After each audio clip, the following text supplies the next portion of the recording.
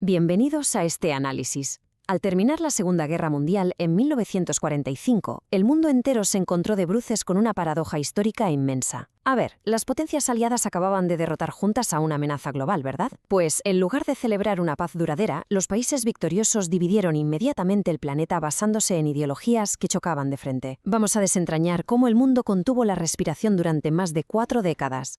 Y claro, la gran pregunta para empezar es simple. ¿Qué significa exactamente una guerra fría? Bueno, pues hablamos de un conflicto político, propagandístico e ideológico continuo en el que dos superpotencias compiten por la supremacía total. Pero, y aquí está la clave, sin llegar a dispararse directamente jamás. Es decir, es una lucha constante por ver quién aguanta más, quién llega más lejos y quién influencia más al resto del globo, esquivando siempre el combate frontal, un pulso a nivel mundial. Así que esta es nuestra hoja de ruta de hoy. Primero veremos el origen del conflicto. Luego, cómo quedó un mundo dividido. Pasaremos a las carreras espacial y armamentística, entraremos de lleno en las guerras subsidiarias y las crisis, y terminaremos con el colapso soviético. Punto número 1. El origen del conflicto. Imaginar la situación. Justo antes y después de que cayera Alemania, los líderes mundiales se reunieron en las famosas conferencias de Yalta y Potsdam en el 45. El objetivo era decidir cómo iba a ser el nuevo orden mundial. Sin embargo, no consiguieron ponerse de acuerdo sobre qué hacer con los territorios liberados, y eso sembró una desconfianza mutua tremenda. Esa desconfianza cristalizó en dos formas completamente opuestas de entender el mundo. A un lado, Estados Unidos y el capitalismo, defendiendo a capa y espada el mercado libre y la propiedad privada. Y al otro lado, la Unión Soviética promoviendo el comunismo, un sistema donde los bienes son del Estado, buscando una distribución igualitaria de la riqueza. Ambas superpotencias estaban totalmente convencidas de que su sistema era el correcto y, lógicamente, sentían la necesidad de expandirlo por todo el planeta. Y claro, esta división ideológica se volvió muy real en muy poco tiempo. En 1949, Winston Churchill popularizó un término que capturaba a la perfección esta fractura, el telón de acero. Era una línea divisoria, en parte imaginaria pero con unas consecuencias drásticas, que separaba el este del oeste, cortando de raíz la comunicación y el libre movimiento en Europa. Pasamos al punto 2. Un mundo dividido. A partir de ahí, ambas potencias empezaron a ejecutar estrategias que funcionaban literalmente como un efecto espejo. En Occidente, Estados Unidos impulsó el Plan Marshall, que inyectaba enormes cantidades de dinero para reconstruir una Europa destrozada, algo que por supuesto también servía como barrera para frenar el avance comunista. Y su respuesta militar fue la creación de la OTAN. Pues bien, como contraparte exacta, en el bloque oriental, la Unión Soviética respondió con el Plan Molotov para ayudar a sus propios países satélites y montó su propia gran alianza militar, el Pacto de Varsovia.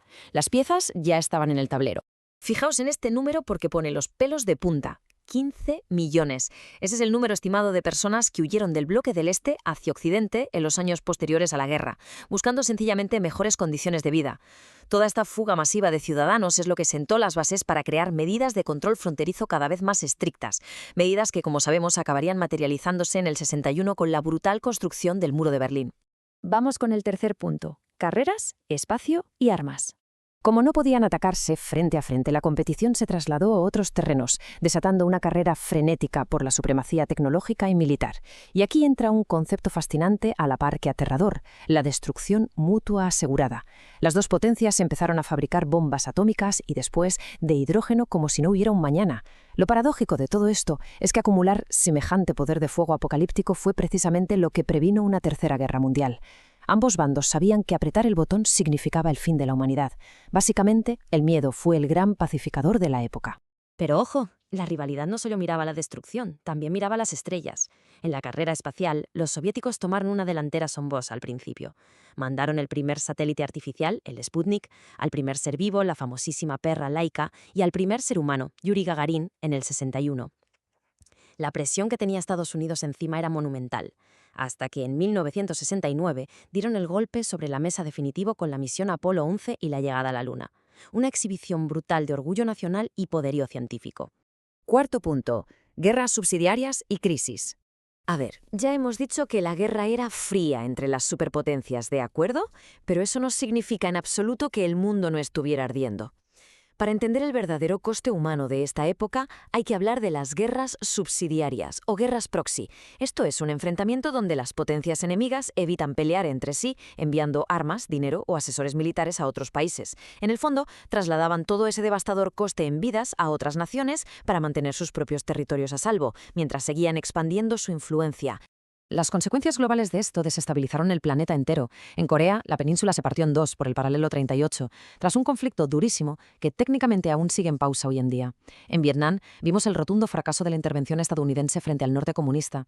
En América Latina, se vivieron décadas de inestabilidad con golpes de Estado apoyados por iniciativas como el Plan Cóndor. Y en Afganistán, la invasión soviética acabó siendo un desgaste enorme luchando contra combatientes que, cómo no, financiaban los estadounidenses. El mundo entero convertido en un tablero de ajedrez gigante. Pero hubo un momento crítico en el que el conflicto casi sale a la luz. 1962, la famosa crisis de los misiles en Cuba. Unos aviones de reconocimiento estadounidenses descubrieron que los soviéticos estaban instalando misiles nucleares en la isla caribeña. Esto era en respuesta a los misiles que Estados Unidos ya tenía en Turquía apuntando a Moscú. Durante unos días verdaderamente agónicos, el mundo estuvo más cerca que nunca, literalmente, de un holocausto nuclear, hasta que por fin ambos líderes decidieron ceder y retirar el armamento. Y a raíz de esto, para evitar que un simple malentendido acabase con la raza humana, se instauró algo muy curioso, con un toque un poco absurdo: el conocidísimo teléfono rojo. La ironía del asunto, pues que ni era un teléfono ni era rojo. En realidad era un sistema de teletipo que conectaba Washington y Moscú. Estaba diseñado puramente para tener una vía rápida y directa que evitara futuras crisis de ese calibre. Llegamos al quinto y último bloque, el colapso soviético. Nos plantamos en la década de los 80 para presenciar el rapidísimo y para muchos inesperado desplome de uno de los bloques. ¿Cómo puede caer un gigante así casi de la noche a la mañana? Se resume en tres factores clave. Primero, una economía soviética totalmente estancada frente a un gasto militar que era insostenible. Segundo, desastres masivos que absorbieron muchísimos recursos, como la tragedia de Chernóbil y un terremoto devastador en Armenia. Y tercero, las políticas de Mikhail Gorbachev. Él intentó salvar la economía con reformas de apertura, la famosa perestroika y la glasnost, pero sin quererlo dio luz verde a una libertad de expresión que acabó avivando un deseo imparable de independencia en muchas repúblicas soviéticas. Y así llegamos a una de las ironías más increíbles de nuestra historia reciente. El muro de Berlín, ese símbolo del terror absoluto y la división, cayó en gran parte por un despiste burocrático.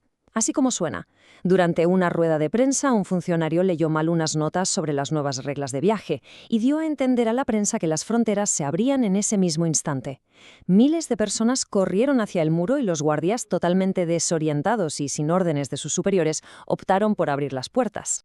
Esa caída del muro provocó un efecto dominó a una velocidad de vértigo. En diciembre de ese mismo 89, en la cumbre de Malta, se dio por terminada oficialmente la Guerra Fría.